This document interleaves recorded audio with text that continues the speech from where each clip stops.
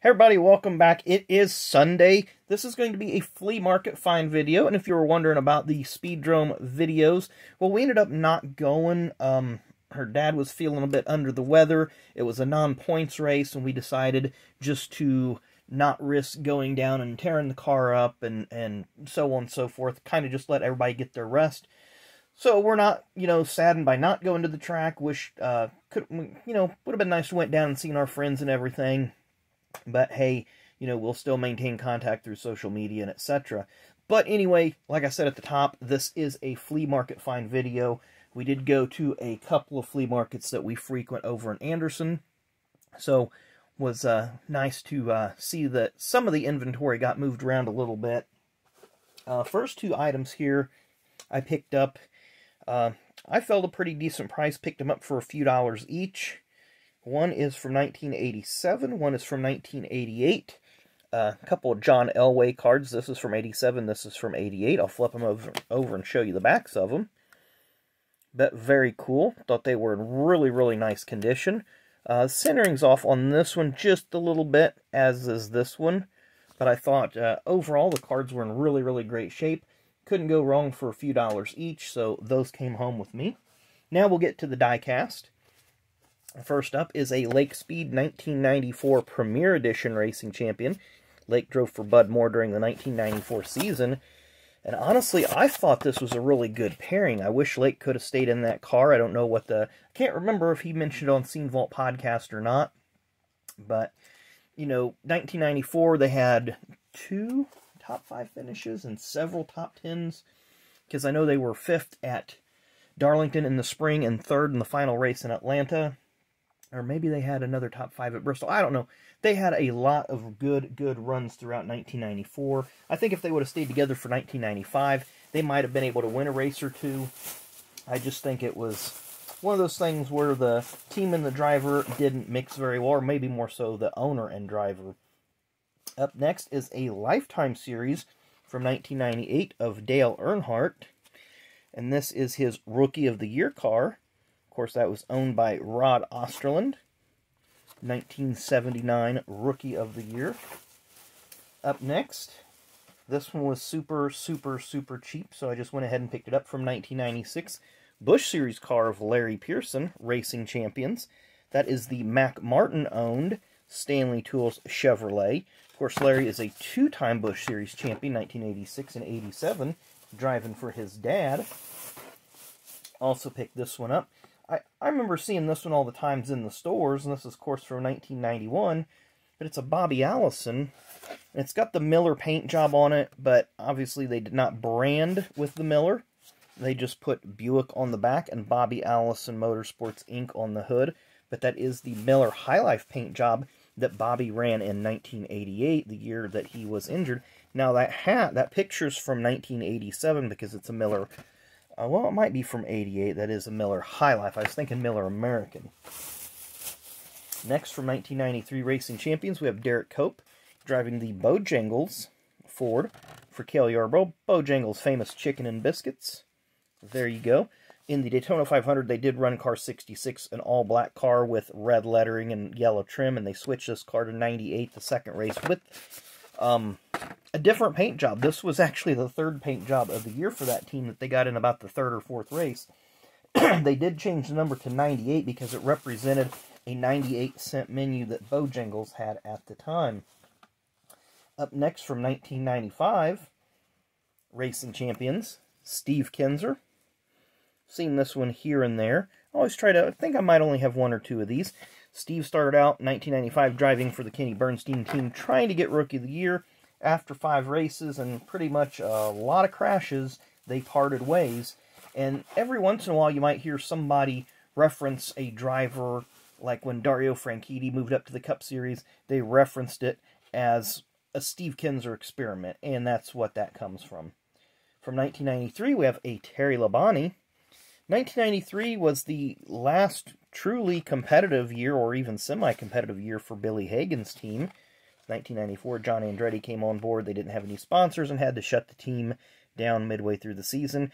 1993, also significant to Terry Labonte. It was the first season that he ever competed in the Cup Series. He'd been competing part-time in 78 and every race since 1979 at this point.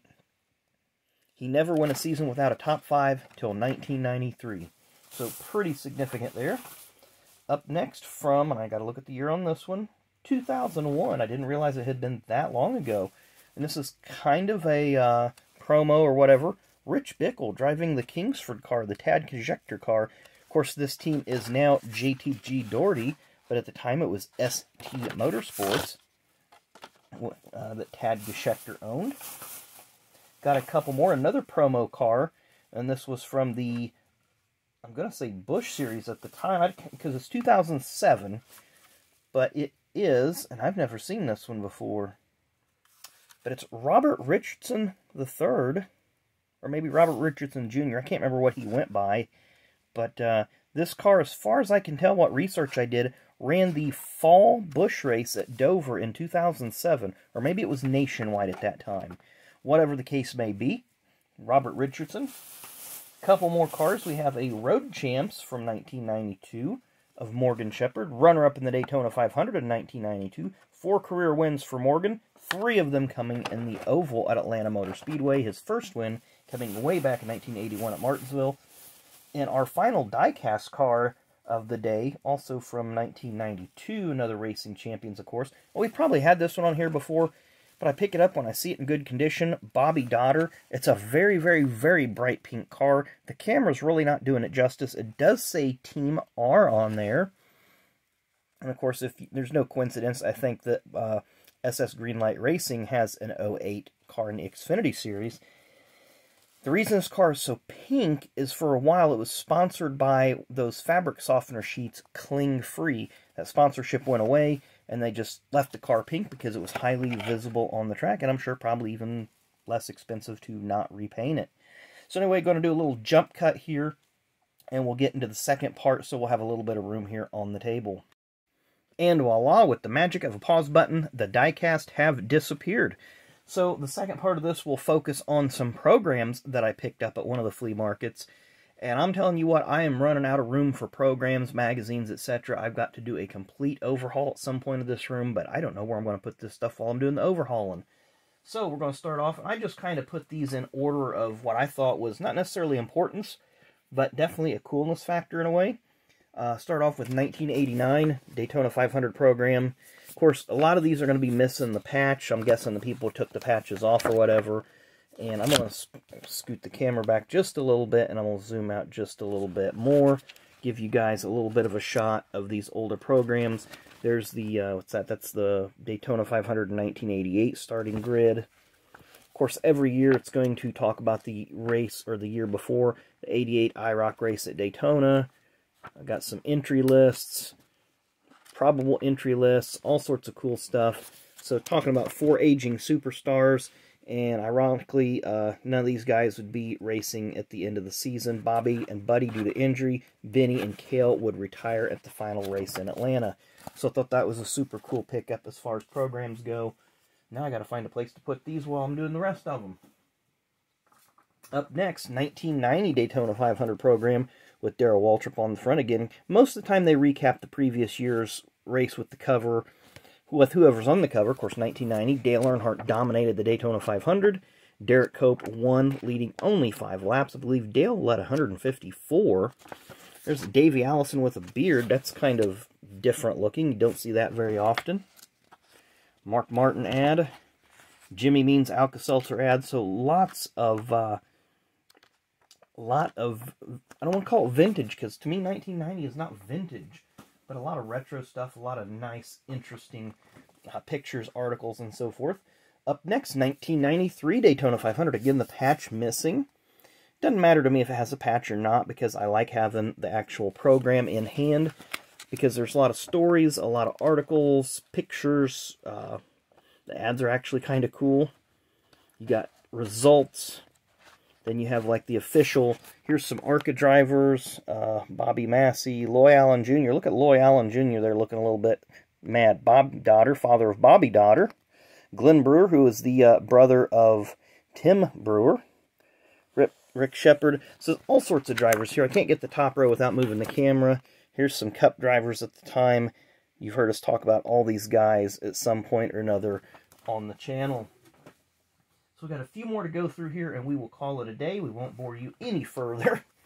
Up next, I thought this was pretty cool. 25th Anniversary Daytona 500 program.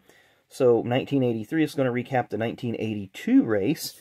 Let's see if there's... Can you guys name the cars in the picture? You got Bobby Allison, Darrell Waltrip, Joe Ruttman right there peeking out. You got Richard Petty. Richard Petty. Let's see the STP. Dale Earnhardt. That's actually Kyle Petty, because Richard Petty is in a car that has a reverse, because if we zoom in, you can see that it's clearly a 42. Kind of having trouble. There's Ricky Rudd in the Piedmont car, Valvoline car. It's going to be Cale Yarbrough at the time. Looks like Richard Brooks in the 13 car. That 5 car back there where the official standing, that's Jim Sauter driving a J.D. Stacy car. Look at that old Pepsi ad on the front, or on the back. Boy, I'm just all sorts of confused today. There's a starting lineup paperwork. 82 Grand National standings, Winston Cup standings, if you will. Here's some results of the 1982. This would be the results from the first Xfinity Series race. So there you see Dale Earnhardt winner, Jody Ridley second, Sam Ard third, Gary Blue fourth, and Jeff Bodine fifth. It's almost an all-star top 10 at any short track in the country. Here we got some more ARCA drivers. Let's see if we pick up on any of these. Marvin Smith drove the #1 Riverside car for quite a while. Did pretty decent with that ride. Here's some Cup drivers. Rusty Wallace, Jimmy Means, Ronnie Thomas. We got a TTM from him last year. David Pearson, Lenny Pond, and Buddy Baker no longer with us. A lot of history in this program. And I got thinking, if I got a 25th Anniversary Indy 500 program, again, this is the 25th Anniversary Daytona 500 program, but a 25th Anniversary Indy 500 program would be around 1939, 40, somewhere in that time frame. So just kind of put you in reference where the Daytona 500 started in relation to Indy 500.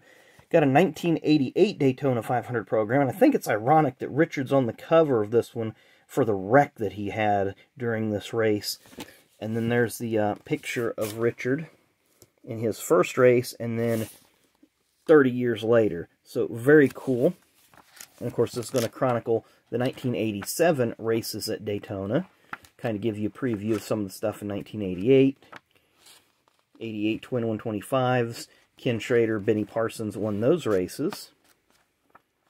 Got some more drivers here.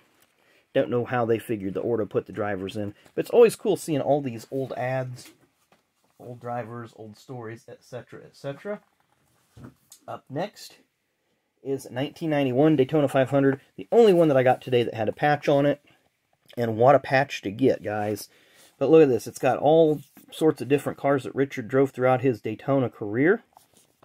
And the significance about the 91 Daytona 500 program, the race itself, was the first Daytona 500 that ever had corporate backing in the title. So it wasn't the STP 500, but it was the Daytona 500 by STP, so that way they could at least keep the Daytona 500 branding, but add that corporate name to kind of welcome you into the 1990s. There's Jimmy Spencer with a couple of expired coupons for Banquet Frozen Foods. Another Texaco ad with Davey Allison. Morgan Shepherd with the Texas Pete car. Ken Schrader Kodiak car. DJ with the Wood Brothers. So a lot of ads. There's another lineup. Plasticoat crew chief winners. Here we have some Cup drivers. So you have Jimmy Means, who's driving his own car 91, as was Lake Speed. Phil Barkdale, so this must be an owner-driver page. Mickey Gibbs in 1991 was driving for Team 3. Rick Wilson was driving the 75 car for Raymock. Foyt was in his own car, as was Petty. McDuffie, of course, J.D. would lose his life, sadly, in 1991. Sterling Marlin made his debut for Junior Johnson in 91. Butch Miller in 1991 did not have a ride in the Cup Series, nor did Jack Pennington. So, kind of a who's who and a who wasn't, or who could have been, on that page. And the final program of the day is a pretty solid piece of NASCAR history, if you ask me. From 1992, the Hooters 500. Don't think I've ever got this program. It does have the patch on it. Richard Petty's last start, Jeff Gordon's first start, and 6 drivers vying for the championship. So we'll kind of go through this a little bit. There's some ARCA drivers. We have Ben Hess, Charlie Glotzback, who passed away last year, as did, I believe, Bob Dodder. Glenn Brewer mentioned him a few minutes ago. A lot of ads for a lot of different entities. Some stories. There's Mark Martin, Bill Elliott. A few more ads. Richard Petty from 1982. There's the Buick from 82. Actually, it's from 81 because they ran Pontiacs in 82.